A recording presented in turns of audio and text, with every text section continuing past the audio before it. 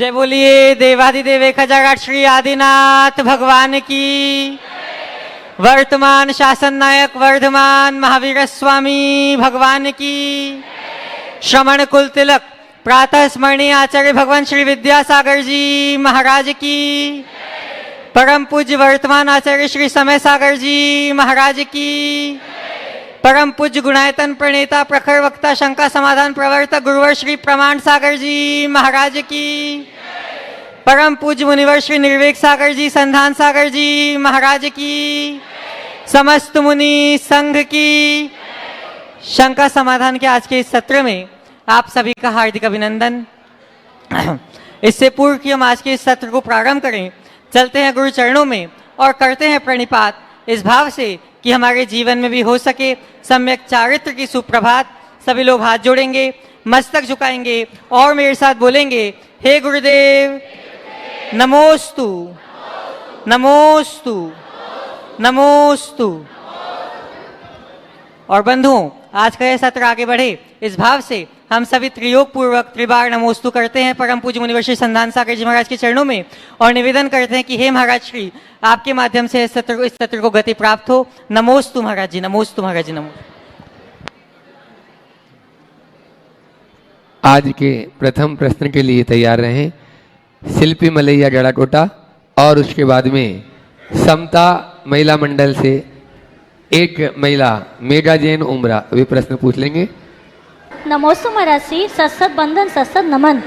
महाराज श्री, मेरी शंका यह है कि महाराज श्री जैनत्व में मैं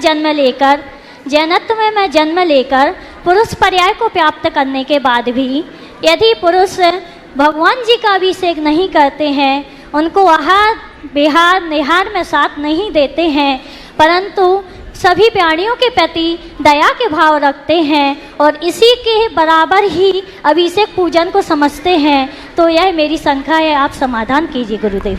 देखिए, दया का भाव रखना अच्छी बात है, लेकिन धार्मिक क्रियाओं का अपना महत्व है।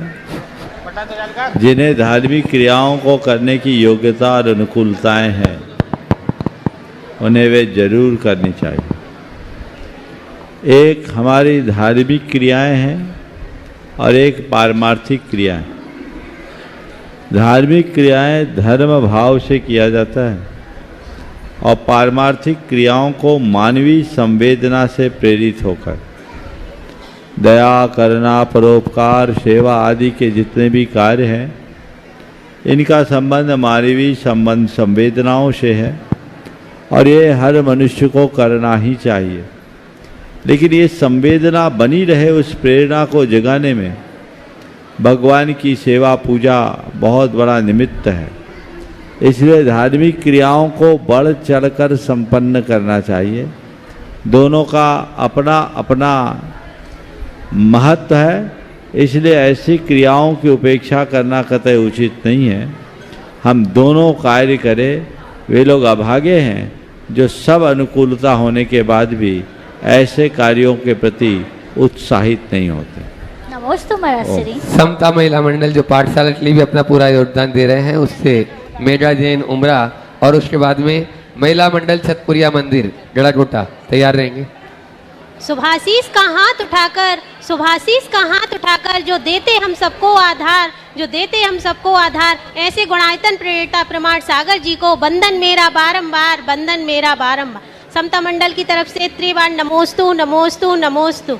महाराज श्री, मेरी शंका है, विदेह क्षेत्र में केवल रिद्धिधारी मुनिराज ही जा सकते हैं, तो आचार्य कुंद स्वामी विदेह क्षेत्र गए थे एक रात के लिए, तो इधर रात और उधर दिन कैसे होता है विदेह क्षेत्र में? देखिए, विदेह क्षेत्र जैसे भारत और अमेरिका में अंतर है ना, तो विदेह क्षेत्र तो बहुत दूर है, तो वहाँ की व्यवस्था और यहाँ की व्यवस्था में अंतर है।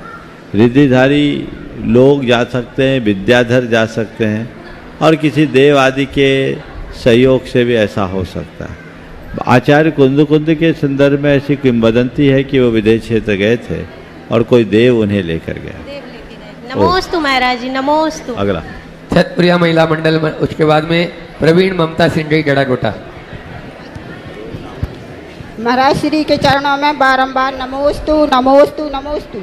महाराज जी मेरी शंका ये है ओम, कि हाँ। कौन से कर्म है जो नधत्ती नकांक्षित में ओम, हाँ बोलो। थोड़ा शांत रहेंगे। कौन से कर्म है जो ओम, थोड़ा जय बोलो। शांतिनाथ भगवान की। हाँ अब एकदम ऐसी शांति रखो, अब बोलो। कौन से कर्म हैं जो नधत्ती नकांक्षित में परिवर्तित हो जाते हैं, जो हो गए हैं उनके क्षय के उपाय के लिए आगे ना हो इसके लिए क्या करें? अणुवृत्ति और महावृत्ति बनने के लिए निमित्त और उपादान में किसकी प्रधानता है? नमो। देखिए, निधत्ती और निकाचित कर्म के संदर्भ में लोगों में एक बड़ा भ्रम है। सब लोग ऐसा सोचते हैं कि निधत्ती और निकाचित कोई कर्म विशेष है, जबकि जैन कर्म सिद्धांत के अनुसार निधत्ती और निकाचित कर्म विशेष नहीं है। सब कर्मों में कुछ अंश ऐसे होते हैं जिनमें निधत्तीपना और निकाचितपना होता है। वो पुण्य कर्म में भी हो सकता है, पाप कर्म में भी हो सकता है। इससे पहले कि बात को आगे बढ़ाए, निधत्ती और निकाचित क्या है? जिस कर्म की शक्ति को घटाया बढ़ाया न जा सके उसको बोलते हैं निधत्ती, और जिस कर्मांश की शक्ति को घटाया भी न जा सके, बढ़ाया भी न जा सके, बदला भी न जा सके और असमय में भोगा भी न जा सके उसको बोलते हैं निकाचित। तो प्रत्येक कर्म में ऐसे कुछ अंश होते हैं जिन्हें हमें बोल चाल की भाषा में कहूँ तो ये कह सकता हूँ कि भुगतना ही पड़ता है। क्या करना पड़ता है? अब चूंकि निधत्ती और निकाचित कर्म का स्वरूप ऐसा है, इसलिए लोक धारणा बन गई कि निधत्ती और निकाचित नाम का कोई कर्म है। प्राय लोग कर्म के तीव्रोदय को निधत्ती निकाचित कर्म की संज्ञा दे देते हैं, जबकि ऐसा कर्म सिद्धांत में कहीं भी उल्लेख देखने को नहीं मिलता। लेकिन ये सब कर्मों में रहते हैं और वह शुक्ल ध्यान की विशुद्धि से ही नष्ट होता है। 9वें गुणस्थान में जाने के बाद ही कर्मों का निधत्तीपना और निकाचितपना नष्ट होता है। पर जो कार्य शुक्ल ध्यान की विशुद्धि से होता है उसका एक अंश भगवान के दर्शन की विशुद्धि से भी नष्ट हो जाता है। भगवान के दर्शन की अपार महिमा है और उसी महिमा को रेखांकित करते हुए आचार्य वीरसेन महाराज लिखते हैं धवला में, जिन बिंब दंसनेन निधत्ती निकाजिदस्सवि मिच्छत्तादि कम्म कलावश्य खय दंसनादो। भगवान के बिंब के दर्शन से निधत्ती निकाचित स्वरूप मिथ्यात्वादि कर्म का क्षय देखा जाता, कर्म कलाप का, कर्म समूह का क्षय देखा जाता है, यानी कुछ अंश का नाश होता है। इसलिए हमारे पास जो सन्निमित्त है उनका आश्रय लेना चाहिए। देव दर्शन, देव पूजा के प्रति सतत उत्साहित होना चाहिए। आपने पूछा किस कारण से अनुव्रत या महाव्रत नहीं ले पा रहे? ये चारित्र मोहनी कर्म का तीव्रोदय, और कोई चाहता है कि हम अपने जीवन में अनुव्रत महाव्रत लें तो नित्य प्रति इसकी भावना भाए, मुझे मुनि बनना है, मुझे आरिका बनना है, मुझे व्रती बनना है, ये भावना भाव। आपकी आत्मा में ऐसी योग्यता आएगी, अंदर के कर्म छीन होंगे, और जब तक नहीं बन पा रहे हैं तो जो व्रती महाव्रती हैं उनकी सेवा करो, कर्म नष्ट होंगे, भविष्य उज्ज्वल हो। प्रवीण ममता सिंह उसके बाद में तैयार रहेंगे चनौवा महिला मंडल। पहले से माइक पहुंचा दे, माइक में अगला माइक पहुंचाओ, आगे चनौवा महिला मंडल अपने स्थान पर खड़े हो माइक जाएंगे। पहुंचाओ पहले से। मुनि संघ के पावन चरणों में सत बंदन, सत बंदन, बैठ जाए अभी। हाँ बोलिए। सत नमन। हे मुनिश्री, कहा जाता है कि परिवार वह मंदिर होता है जहाँ प्रेम और सम्मान निवास करते हैं, एवं उस पेड़ की तरह होता है जो तेज धूप में भी शीतल छाया प्रदान करता है। परंतु गुरुवर, परिवार की एकता का आधार है सहनशीलता, सहनशीलता, सहनशीलता एवं वात्सल्य। तो हम सब में भी सहनशीलता एवं वात्सल्य के गुण कैसे आवे, कृपया मोटिवेट कीजिए। परिवार की एकता का आधार है सहनशीलता और उदारता, वात्सल्य। आपने बहुत अच्छा सवाल किया कि सहनशीलता, उदारता या वात्सल्य जैसे गुण हमारे जीवन में कैसे विकसित हो। चलने दो, मत बोलो उनको। हमारे जीवन में कैसे हो। अपने अंतरंग में सहनशीलता बढ़ाना है तो पहले तो एक आत्म सुझाव अपने मन को निरंतर दो कि मुझे सहन करना है, मुझे सहन करना है, मुझे सहन करना है,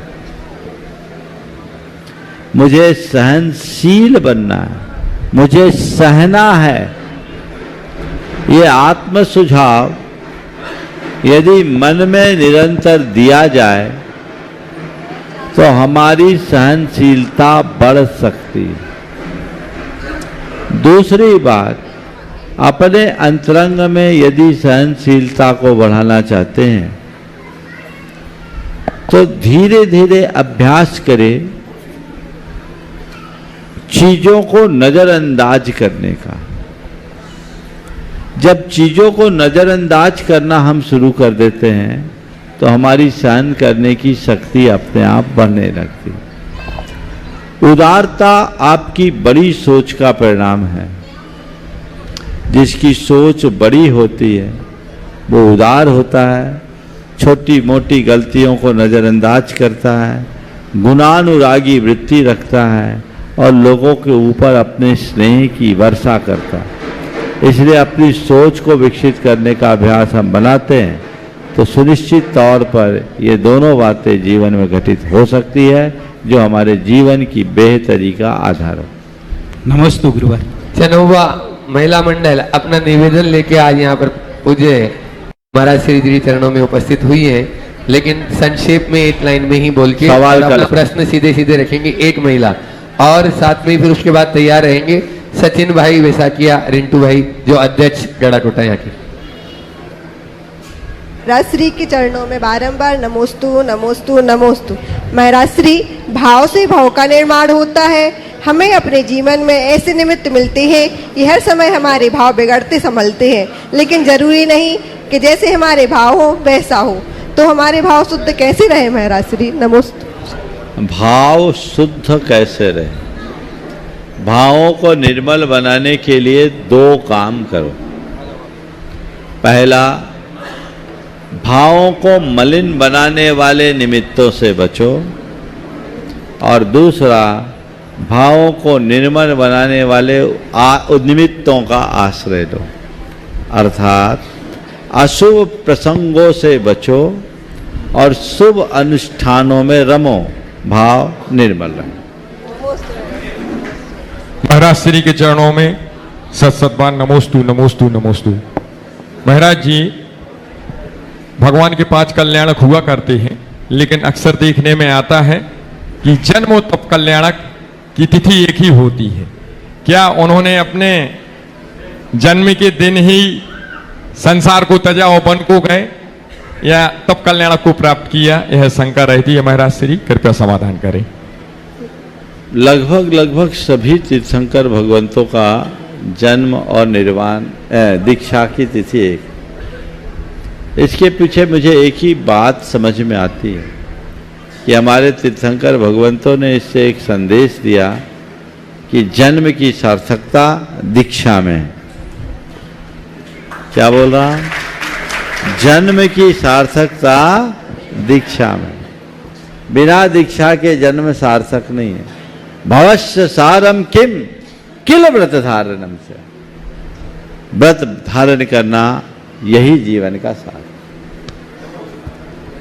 अगले प्रश्न के लिए रोहित जैन सतना परिवार तैयार रहे। उससे पूर्व ऑनलाइन प्रश्न जो है महाराज जी पूछ रहे हैं धन्य कुमार जी पटेरा से कि पिछले 25 साल पहले सास से शिकायत थी, आज उन्हें बहू से शिकायत है।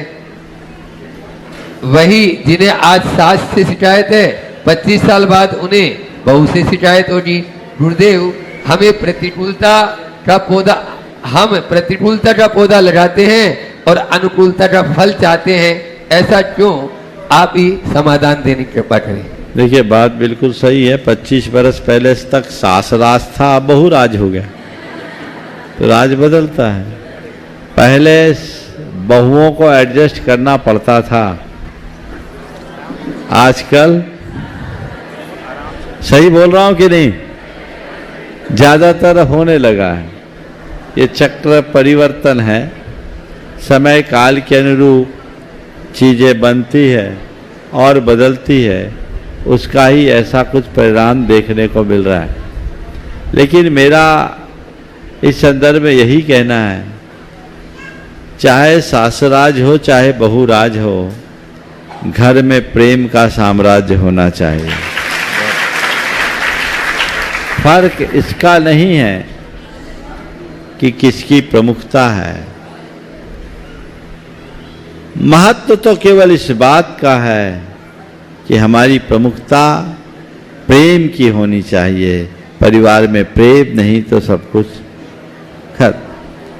आपने कहा प्रतिकूलता का बीज बोकर हम अनुकूलता की पौधे को कैसे तैयार कर सकते? बिल्कुल नहीं कर सकते। अगर हम गलत निमित्त बनेंगे तो हमारे लिए अच्छा फल कभी नहीं मिलेगा। रोहित जैन सतना परिवार पूज्य महाराज श्री अनन्य भट्ट, और उसके बाद में तैयार रहेंगे अंजलि मलैया, गुणायतन ट्रस्टी आशीष मलैया यहाँ पर उपस्थित। पूज्य महाराज श्री के चरणों में त्रैबार नमोस्तु नमोस्तु नमोस्तु। महाराज श्री, आज का प्रश्न हमारी बिटिया का पिछली बार छूट गया था, तो उसकी तरफ से। नमोस्तु महाराज जी। नमोस्तु महाराज जी। महाराज जी, मेरा प्रश्न है कि जब भगवान ने संसार बनाया तो उनने सुखी सुख क्यों नहीं बनाया, दुख की रचना क्यों की है? किसने कहा कि भगवान ने संसार बनाया? जैन धर्म कहता है भगवान ने संसार नहीं बनाया, ये संसार अनादि से बना है। संसार में रहने वाले प्राणी ही भगवान बनते। जैन धर्म के अनुसार कोई अनादि सिद्ध परमात्मा नहीं है, ये चक्र है जो चलता रहता है, बनता रहता है, बदलता रहता है। समझ गए? तो ये अनादि से है और हर जीव के अपने अपने कर्म है। जिसका जैसा कर्म उसको वैसा परिणाम, कर्म के अनुरूप फल मिलते हैं, वैसा उसका जीवन। समझ गए? चलो। आशीष अंजलि मलैया गुणायतन ट्रस्टी भी, और आज पूज्य महाराज श्री जी नवदावत की पूर्वट पढ़ रहे कर आहार दान देने का सौभाग्य भी इन्होंने प्राप्त किया। एक बार जोरदार इनकी अनुमोदना कर दे। और साथ में ही इस मंच के माध्यम से मैं घोषणा कर रहा हूँ, मुकेश जी मेट्रो जो है, उन्होंने यहाँ की जो गौशाला है, मुकेश जी मेट्रो गुणायतन के जो ट्रस्टी हैं और दिल्ली से हैं, उन्होंने 51,000 की राशि यहाँ नहीं, उनके परिवार से कीर्ति मिनाल जैन, उन्होंने 51,000 की राशि यहाँ गड़ा टोटा गौशाला के लिए दान में दी है। आप और विजय जी सरावगी कोलकाता, जो गुणायतन की शिरोमणि संरक्षक के रूप में, उन्होंने भी 21,000 की राशि गुणायतन की गड़ा टोटा की गौशाला के लिए दान में दी है। उनके लिए भी अनुमोदना आप लोग जोरदार करें। नमोस्तु महाराज जी। ये प्रश्न मेरी श्रीमती जी का है महाराज श्री, आज सुबह आपने कार्य के विषय में बताया था कि जब हम किसी कार्य को करते हैं और उसका परिणाम हमारे मनोकूल या इच्छानुसार प्राप्त नहीं होता है तो मन में क्षोभ एवं गुस्सा आ जाता है। उस पर कैसे नियंत्रण पाया जा सकता है, कृपया उपाय बताएं। फिर से बोलो। ये प्रश्न अंजलि का है। महाराज श्री, आज सुबह आपने कार्य के विषय में बताया था, जब हम किसी कार्य को करते हैं और उसका परिणाम हमारे मनोनुकूल प्राप्त नहीं होता है तो मन में क्षोभ एवं गुस्सा आ जाता है। उस पर कैसे नियंत्रण पाया जा सकता है, कृपया उपाय बताएं। नमोस्तु। देखिए, कार्य मनोनुकूल हो या मनोनुकूल कार्य संपन्न हो, उसके लिए हम प्रयास करें, लेकिन हर व्यक्ति को ये बात समझना चाहिए कि संसार में एक भी ऐसा प्राणी नहीं है जिसमें इतनी सामर्थ्य हो कि अपने मन में होने वाली सब बातों को वो आकार दे सके। चीजें हमारे मन की हो तो ठीक, और जो ना हो तो जो हो उसे अपना मन का बना लो, तभी ठीक होगा। क्षोभ करने से आकुलता के अतिरिक्त हमें कुछ नहीं मिलता, इसलिए हमें आकुलता मुक्त जीवन जीने का अभ्यास करना चाहिए। सोच को सकारात्मक बनाकर चले, कर्म सिद्धांत पर विश्वास रख करके चले, तो हम समग्रता की दृष्टि के साथ अपने मनोनुकूल स्थिति न बनने पर भी अपने मन को अनुकूल बना सकते हैं। नमस्ते। अशोक जी छुल्ला तैयार रहेंगे, तब तक कुछ घोषणा हो रही है मेरे पास में। अभी जो प्रश्न कर रहे थे और जहां आज पूज्य श्री जी का आहार हुआ, 51,000 की राशि उन्होंने भी गौशाला के लिए दान दिए। 11,000 की राशि अरहंत जी, खुशी जी, सुहानी मलैया परिवार भोपाल, उन्होंने भी दिए। आप लोग ताली तो बजा दे, नहीं बजा रहे, अनुमोदना करें। 21,000 राशि राकेश कुमार जैन ताजपुर वाले सागर, उन्होंने दिए। और 50,000 राशि गुप्त दान में आज कोई देकर गया है यहाँ पर। और मुकेश जी मेट्रो, उनकी पुण्य स्मृति में आज पुण्यतिथि, आज उनकी पुण्यतिथि है। एक बार जोरदार ताली। उन्होंने भी आज 51,000 राशि गौशाला के लिए दान दिए। अशोक जी छुल्ला, देखो, मुकेश जी के बारे में मैं कहूँगा, मुकेश जी गुनायतन के प्रोजेक्ट डायरेक्टर रहे और उनने अपना पूरा जीवन समर्पित किया। कोरोना ने उन्हें लील लिया, लेकिन आज भी उनका परिवार उसी धार्मिकता के साथ, उसी भावना और चेतना के साथ आगे बढ़ रहा है। एक बार उनका जोरदार अभिनंदन करें। चलिए, अशोक छुल्ला गड़ाकोटा अपना प्रश्न रखेंगे, उसके बाद मोहित सिंह गई गड़ाकोटा। बोलो बड़े मंदिर के मूलनायक श्री आदिनाथ भगवान की जय। पूज्य गुरुदेव, आपके चरणों में नमोस्तु करते हुए एक प्रश्न कर रहा हूं कि एक अच्छे मंदिर होने के साथ एक संत भवन अच्छा होना क्यों जरूरी है महाराज जी? अरे भैया, अच्छे संतों को अच्छे से रखना चाहते हो कि नहीं रखना चाहते? तो भगवान को अच्छे से रखो तो संतों को भी अच्छे से रखो। संतों को अच्छे से रखना है तो अच्छी व्यवस्था रखो, तो होना ही है। मैं कहना क्या, मंदिरों के साथ ऐसा स्थान बनना ही चाहिए जहां साधु संत रहकर अपनी निर्बाध आराधना कर सके और आप लोगों को संत समागम का सच्चा लाभ मिल सके। ऐसी जगह जहां प्राकृतिक हवा और प्रकाश हो और उनको अपनी चर्या के अनुकूल सुविधाएं हो, ये समाज की जरूरतें हैं। आप लोग तो कहीं भी साधुओं को ठहरा देते हैं। साधुओं को ऐसे कोई सुविधा चाहिए नहीं जो सुविधा तुम्हें चाहिए, लेकिन जितना चाहिए उतनी व्यवस्था करना भी समाज की जिम्मेदारी है। इसको आवास दान, बसती का दान कहते हैं, समझ गए? 4 दान में जैसे आप आहार दान के लिए उत्साहित होते हो, वैसे ही आवास दान के लिए भी उत्साहित होना चाहिए, तो आपका कार्य संपन्न होगा। अपने इस जैन धर्म में मिले जन्म को सार्थक कर सके। बहुत बहुत अच्छा सवाल यहाँ उपस्थित किया है। पूछा है हम सब युवा नाम के जैन से काम के जैन कैसे बने और अपने जैन होने को कैसे सार्थक बनाएं। देखिए, नाम के जैन से काम का जैन बनने के लिए 4 बातें ध्यान में रखो। सबसे पहली बात है निष्ठा। कुछ कर पाओ या न कर पाओ, तुम्हारी निष्ठा जैन धर्म के प्रति होनी चाहिए। तुम्हारे मन में भाव होना चाहिए कि मैं इस धरती के उन सौभाग्यशाली लोगों में हूं जिन्हें ऐसे कुल में जन्म लेने का अवसर मिला है जहां पीढ़ियों से अहिंसा की परिपाटी है। निष्ठा, हम ऐसे कुल में जन्मे हैं जहां सीधे आत्मा के कल्याण का पथ प्रशस्त होता है। हम ऐसे धर्म के अनुयायी हैं जहां किसी प्रकार के आडंबर और अंधविश्वास को स्थान नहीं है। हम ऐसी संस्कृति में पले हैं जहां केवल जीवन के रूपांतरण का पाठ पढ़ाया जाता है।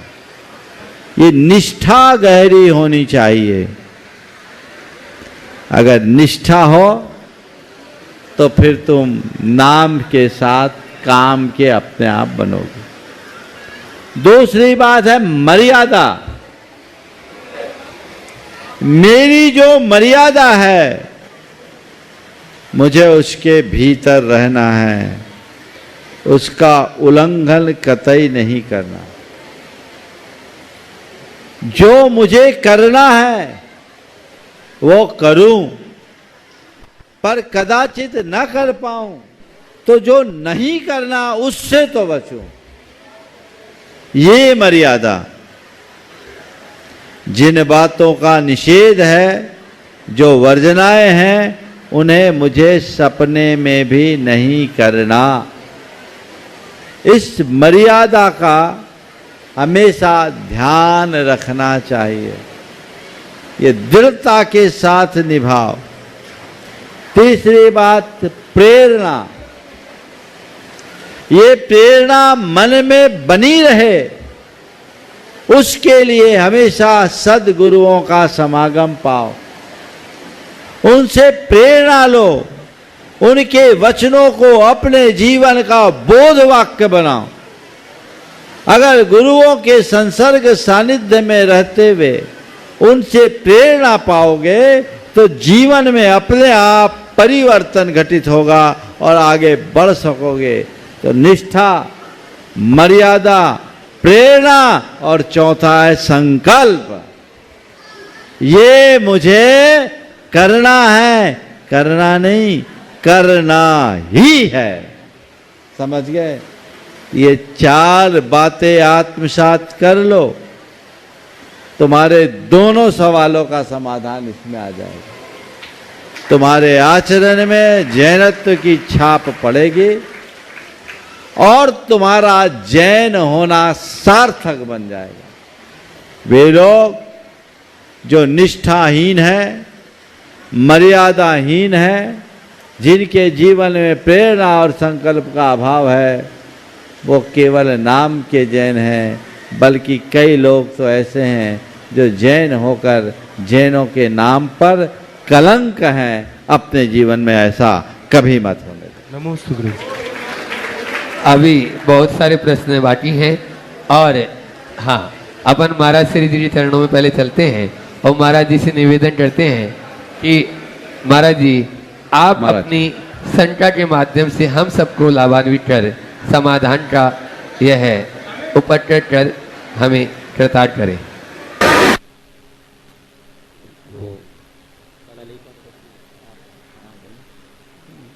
मुनि श्री को नमोस्तु करते हुए कल आपने समाधान करते हुए आधे बच्चों के लिए भी कुछ कहने की बात कही थी। प्रश्न ये था कि आज शिक्षा का स्तर दिन प्रतिदिन बढ़ता चला जा रहा है। पहले 10वीं 12वीं पढ़ने के बाद बच्चों पे जितनी समझ और ज्ञान होता था, आज छोटी कक्षा में पढ़ने वाले बच्चे वो सब जानकारी प्राप्त कर रहे हैं। ऐसे समय में जब बच्चे बड़े हो जाते हैं, उच्च शिक्षा की ओर वो जाना चाहते हैं, तो माता पिता सोचते हैं बच्चे समझदार हैं, अपने भविष्य का निर्णय स्वयं कर सकते हैं, अब हमें ज़्यादा विचार नहीं करना। उदाहरण के तौर पर बेटी अगर है, बेटा है, तो सोचता है बेटा कि मैं पढ़ लिख करके किसी कंपनी की नौकरी करूं या अपना पारंपरिक व्यवसाय करूं। बेटी के विषय में बेटी गृहस्थ आश्रम में जाए तो किसी सर्विस वाले को अपना साथी चुने या किसी व्यापारी को अपना जीवन साथी बनाए। इस विषय में माता पिता की कुछ भूमिका होती है या बच्चे स्वयं अपना निर्णय करने में सक्षम हैं, तो उन्हें माता पिता का किस तरह से निर्देश प्राप्त होना चाहिए, उन्हीं के ऊपर छोड़ना चाहिए, उनको भी कुछ हस्तक्षेप करना चाहिए। इस विषय में आपका संबोधन मिले। बहुत अच्छा आप प्रसंग महाराज श्री ने उपस्थित किया है। इस प्रसंग को आगे बढ़ाने के पहले कल महाराज श्री के ही प्रश्न के उत्तर में जो मैंने बात की थी, उसका दूसरा पक्ष पहले टच कर लूं, क्योंकि कल बात बच्चों की गई थी और क्लास अभिभावकों की लग गई। वो इसलिए है क्योंकि आधार को जब तक मजबूत न बनाया जाए तब तक काम नहीं होगा। एक बार एक आदमी भयानक जंगल में भटक गया। बड़ी तेज बारिश होने लगी, कहीं कोई ठिकाना नहीं मिला। इधर आ सकते हैं। एक झोपड़ी दिखी, उसने झोपड़ी को खटखटाया। छोटी सी झोपड़ी थी, एक खाट पर दो वृद्ध दंपति लेटे हुए थे। उनने उसका स्वागत किया, बोले आओ अंदर आ जाओ। बोले कैसे आएंगे, जगह बहुत कम है। बोले कोई बात नहीं, हम दो हैं, जिस जगह पे दो लेट सकते वहां 3 बैठ भी सकते। 3 बैठ गए। थोड़ी देर बाद एक और आया, उन्हें उसका भी स्वागत किया। बोला आप कैसे बैठाओगे, जगह बहुत कंजे बैठे, जैसे तुम्हें जगह मिली वैसे उसको भी जगह मिल जाए। थोड़ी देर बीती, अचानक एक जोर का भुरका सा हुआ। बोला आप किसके लिए दरवाजा खोल रहे, अब तो 4 से ज्यादा गुंजाइश ही नहीं है। बोले चिंता मत करो, देखते हैं। देखा तो सामने एक गधा था। बोले ये क्या कर रहे हो। बोले सुनो भाई, ये अमीर का महल नहीं, गरीब की झोपड़ी है, यहाँ गधों से भी आदमी जैसा व्यवहार करते हैं। गधा भीतर आएगा, भले हम बाहर हो जाएं। समझ गए। तो अभी हमें बाहर वालों को भीतर जगह देना चाहिए। यहाँ गधे नहीं इंसान है, और आप लोग भी इंसान हैं। जल्दी से आइए, जगह बनाइए, जल्दी जल्दी।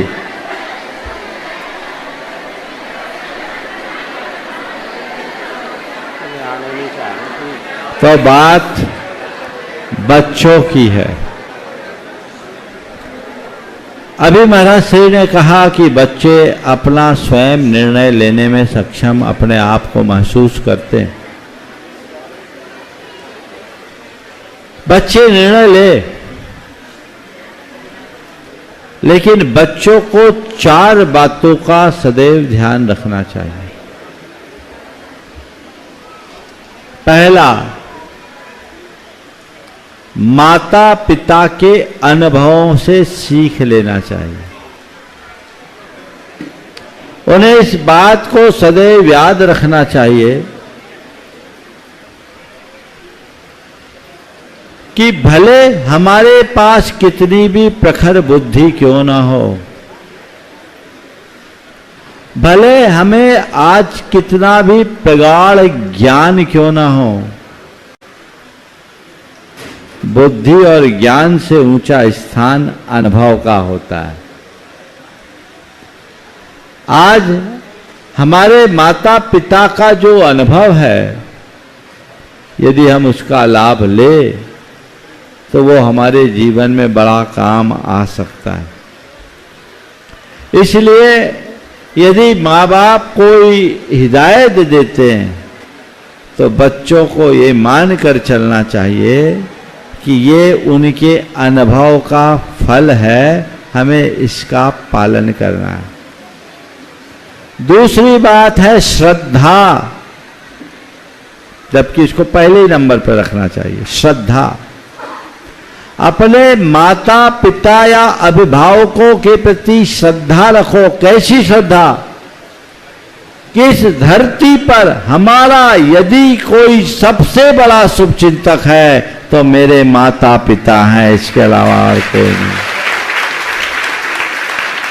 क्योंकि उन्होंने हमें जन्म दिया है, जीवन दिया है, संस्कार दिया है। हमारे शरीर के का एक एक बूंद खून उनकी कृपा का प्रसाद है। वो हमारे विषय में जो भी सोचेंगे अपने अनुभव से सोचेंगे और वो हमारे भले के लिए होगा, उसमें हमारा हित ही होगा। ऐसी श्रद्धा, ऐसा विश्वास होना चाहिए। ये विश्वास बना के रखो, ये श्रद्धा बना के रखो कि उनके द्वारा कोई बात कही गई तो गलत नहीं हो। आज भी मेरे संपर्क में ऐसे बहुत सारे लोग हैं जो बहुत ऊंचाई को छूने वाले हैं, पर चर्चाओं में कहते हैं मेरे पिताजी मुझसे ये कहकर गए थे, मेरी मां ने मुझसे ये कहा था, ये मेरे जीवन का ब्रह्म वाक्य बन गया। यदि ऐसी श्रद्धा रखोगे तो जीवन आगे बढ़ेगा, अन्यथा जीवन तहस नहस हो जाएगा। नंबर 3, मर्यादा।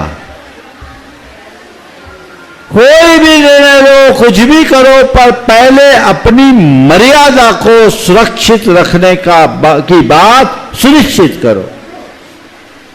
मुझे मर्यादाहीनता नहीं रखनी। माँ बाप के बीच, परिवार के बीच जो मेरी मर्यादा है, बड़ों के बीच जो मेरी मर्यादा है, मुझे उसे सुरक्षित रखना है। और मेरे अपने जीवन की जो मर्यादा है, मुझे उसे सुरक्षित रखना है। किसी भी हालत में सब कुछ हो जाए, मुझे मर्यादा का हनन नहीं करना है, ये विश्वास अपने अंदर। और चौथी बात, कुछ भी करो, दुनिया में कहीं भी रहो, अपने माता पिता के या अभिभावकों के भरोसे को खंडित मत करना, उसे बना कर रखना। उन्होंने तुम्हें पर भरोसा करके तुम्हारे भावनाओं की कद्र करते हुए तुम्हारा भविष्य उज्जवल बनाने के भाव से अपना सर्वस्व वार करके तुम्हें पढ़ने लिखने बाहर भेजा,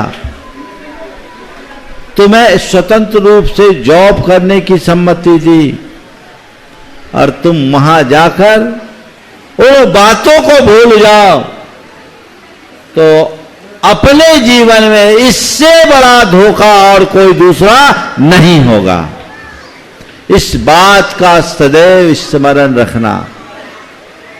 तो श्रद्धा, अनुभव, मर्यादा और भरोसा, इन चारों बातों के परिप्रेक्ष्य में आपको जो करना है सो करो।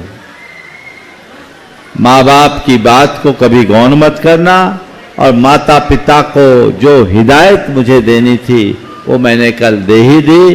दोनों बातें साथ साथ चले तो जीवन अपने आप सुमंगल है।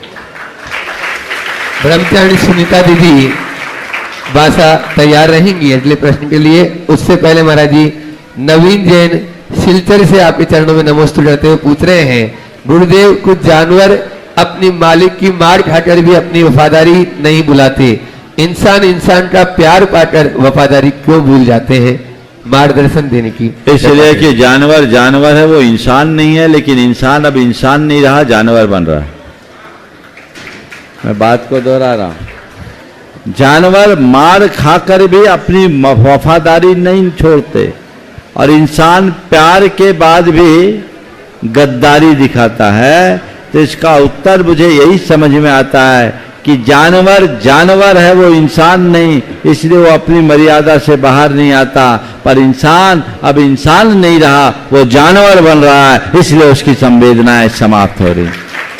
ब्रह्मचारी सुनीता दीदी भाषा के बाद तैयार है केसर भाई गड़ाकोटा। ये एक सवाल इधर, इसके बाद गुरुवर के चरणों में नमोस्तु नमोस्तु, दोनों मुनिराजों के चरणों में नमोस्तु, सभी छुल्लक जी के चरणों में इच्छामी। हे गुरुवर, व्यक्ति नहीं व्यक्तित्व आदरणीय होता है, एवं जो भाग्यशाली है वह उदार होता है, और उदारता से ही मानव भाग्यशाली बनता है।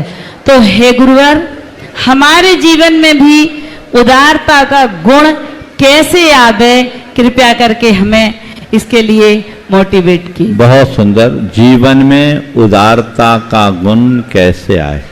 4 बातें अपने औदार्य को बढ़ाने के लिए आप सबको मैं देना चाहूँगा।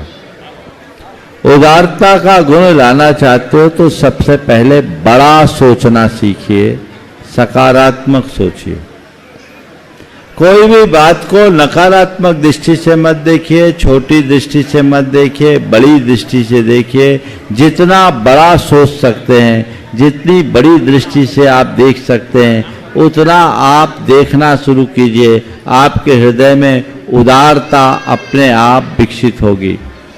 दूसरी बात, औरों के गुणों की तरफ दृष्टि रखिए, गुणग्राही बनिए, दोषों की अनदेखी करने की कला सीखिए। आपके हृदय में उदारता आना शुरू होगी। तीसरी बात, छोटा छोटा त्याग करने का भाव अपना जगाना शुरू कीजिए। औरों के हित में अपने हितों को त्यागने का अभ्यास बढ़ाइए। आपके अंतरंग में उदारता विकसित होगी। और चौथी बात, उदार पुरुषों के जीवन चरित्र को पढ़िए, उनके संसर्ग में रहना शुरू कीजिए। आपके हृदय में उदारता विकसित होने लगी। सुनील भाई गड़ाकोटा, उसके बाद केसर भाई जी गड़ाकोटा। नमोस्तु महाराज जी, नमोस्तु महाराज जी। हमारा क्वेश्चन है कि आजकल जैन समाज गांव देहातों से पलायन कर रही है, और वहाँ पर जो मंदिर है, प्रतिमाएं दी हैं, वो पुराने हिसाब से छोटी हुई है, और वो लोग यहाँ आन के बहुत बड़े बड़े मंदिरों बहुत बड़ी बड़ी प्रतिमाएं विराजमान कर रहे हैं। तो फिर जो वहाँ गांव पे जो मंदिर है और जो प्रतिमाएं जी हैं, उनको छोड़ के आए तो क्या उनको उसको पाप लगेगा, या उनको उसको कुछ करवाना? भगवान को भगवान भरोसे छोड़ोगे तो भगवान भी तुम्हें भगवान ही भरोसे छोड़ देंगे। जैसा करोगे तो भरोगे। भाई, व्यवस्था के अनुसार भले आज छोटे छोटे गांवों से कस्बों, शहरों और महानगरों की ओर बढ़ रहे, लेकिन इसके बाद भी अपने धर्मायतनों को सुरक्षित करना, भगवान की सेवा पूजा निर्बाध बनी रहे, ये बात सुनिश्चित करना आपकी जिम्मेदारी है। उसके लिए क्या करें? एक बहुत अच्छा आदर्श सागर जिला में मैं जब लोहारी गया था, वहाँ अनूप जैन है जो IRS अधिकारी है, वरिष्ठ अधिकारी, उन्होंने ग्राम पूजन पुण्य दल गठित किया।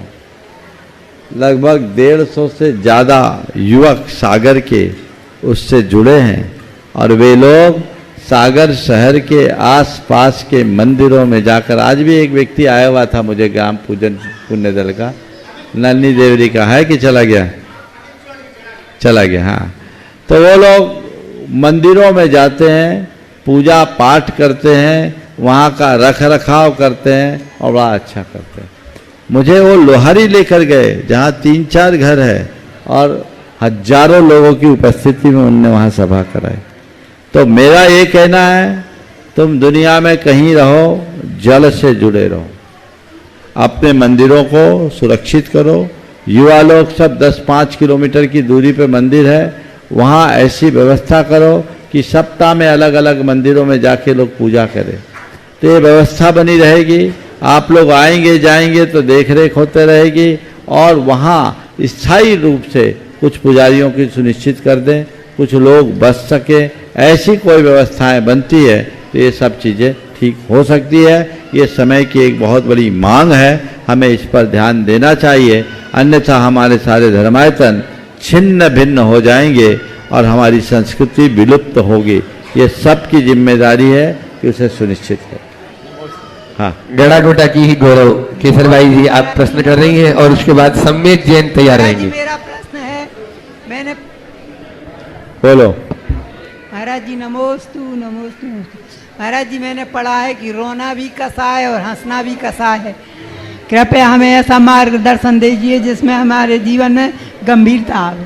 न रो न हंसो, भगवान को देखो, उन जैसे बसो। आगे सम्मेद जैन गड़ाकोटा। सम्मेद की सम्यक सम्मेट सम्मेक, हाँ इसका नाम है सम्मेट जैन। सम्मेक जैन मेरे गड़ाकोटा उदयपुर। महाराज श्री मेरे शंका है महाराज जी, पिछले दिनों हमारे भारत देश की 2 दिग्गज कंपनियों के मसाले यूएस एवं अन्य देशों में बैन हो गए थे, जिसमें पेस्टिसाइड रेसिड्यू ज़्यादा था जो कैंसर के लिए रिस्पॉन्सिबल होता है। तो महाराज जी मेरी शंका यह है कि हमें ऑर्गेनिक फूड एवं हेल्दी फूड के लिए मार्गदर्शित करें। नमोस्तु महाराज श्री। देखिए, मैं तो आप लोगों को कहता हूँ, खान पान में शुद्धि का पूर्ण ध्यान रखना चाहिए। आजकल आप जो अनाज, फल, सब्जी, मसालों का उपभोग कर रहे हैं, सब में पेस्टिसाइड और रासायनिक खादों के अंधाधुंध प्रयोग के कारण जहर भरा है और उसका असर माँ के दूध पर भी आ रहा है। अभी जो कुछ विदेशी कुछ कंपनियों को कुछ देशों में प्रतिबंधित किया गया कैंसर के लिए जो रिस्पॉन्सिबल, क्योंकि कैंसर का मूल कारण यह है। इसलिए कोशिश करना चाहिए ऑर्गेनिक खान पान करने का। आप लोगों को खुद भी, यहाँ तो आप लोग किसानी से जुड़े हैं, ऐसा प्रयास कीजिए कि कीटनाशकों का प्रयोग ना हो, हिंसा से भी बचे और आप अपने जीवन को भी सुरक्षित रख सके। साधुओं को भी आप आहार देते हैं तो आपको शुद्ध भोजन देना चाहिए। आप मन शुद्धि, वचन शुद्धि, काय शुद्धि, आहार जल शुद्ध बोल रहे और जहर खिला रहे, जहर खा रहे हैं, जहर खिला रहे हैं, सब विषाक्त है। इसलिए इन सब चीज़ों से बचना चाहिए। आजकल तो हम लोग खेतों में देखते, बीज बोने के पहले ही जहर डाल देते, बीच में छिड़काव होता ही होता है। हर 10-15 दिन में एक बार उनको छिड़काव करना पड़ता है और इससे कीड़ों का तो रेजिस्टेंस बढ़ रहा है और कड़क कड़क दवाइयाँ डालते हैं और उसका दुष्प्रभाव उस फसल पर पड़ता है जो हम सब के लिए घातक है। आए दिन कैंसर की खबर मिलती है, कब किसको किस उम्र में हो जाए पता नहीं। जिसका खान पान संयत है उसको भी कैंसर, उसकी मूल वजह आज का अन्न, आज के फल, आज की सब्जियां तो प्राय हर शहर के किनारों में रहने वाले जो गंदे नाले होते हैं उनमें होते हैं और उसमें पेस्टिसाइड का अंधाधुंध प्रयोग होता है।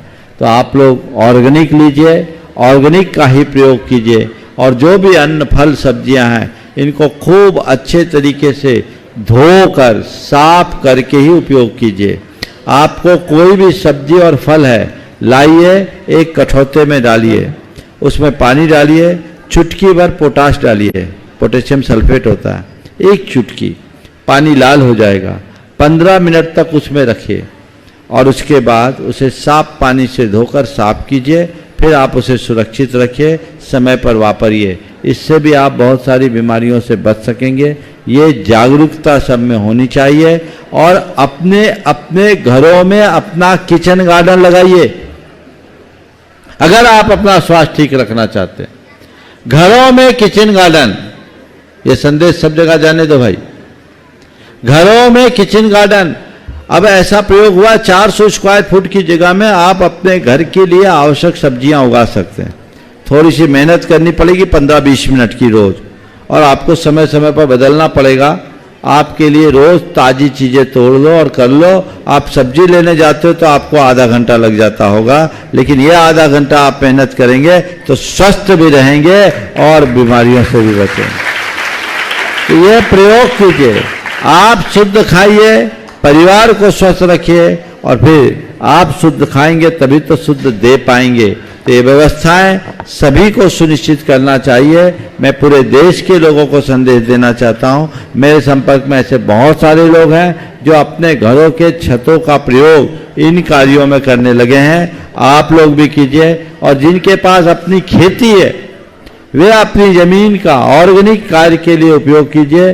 3 साल आपको थोड़ा प्रतीक्षा करनी पड़ेगी, फसल कम आएगी, चौथे साल से उसकी जो उपज आएगी वो कई गुना आएगी, कई गुनी आएगी, और उसका जो दाम मिलेगा वो आम फसल से ज़्यादा मिलेगा। हिंसा से भी बचेंगे तो ऑर्गेनिक खेती को बढ़ावा देना चाहिए, गो पालन को बढ़ावा देना चाहिए। अगर आप पारंपरिक तरीके से खेती करेंगे तो न केवल अच्छी खेती होगी अपितु आप सब प्रकार की बीमारियों और हिंसा से भी बच सकेंगे। समय हो गया, यहीं पर विराम। बोलिए परम पूज्य आचार्य गुरुवर श्री विद्यासागर मुझे मुनि श्री छठ प्रमाण सारी जी महाराज जी